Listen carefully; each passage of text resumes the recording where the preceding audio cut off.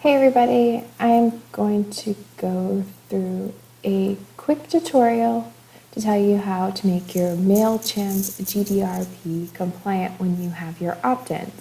Once you're logged into your MailChimp account, go to your lists and then you are going to go down, go to your list that you have and go over to settings. And then you are going to go to name, lists, and defaults. And then you are just simply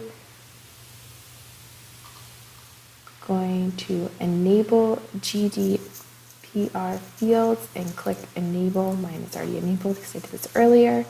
And then you are going to hit save list and campaign defaults. And then when you go back,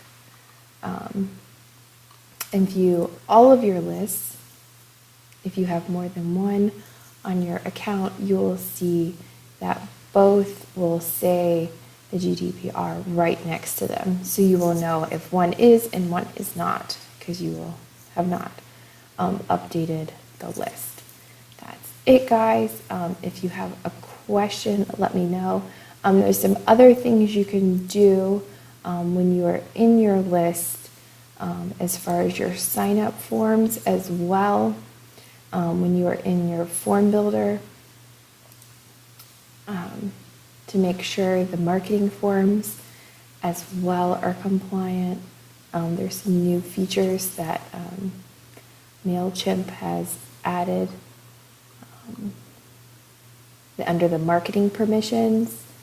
And you will see down there the little shield, and you will notice that has been added once you make sure that you are GDPR compliant.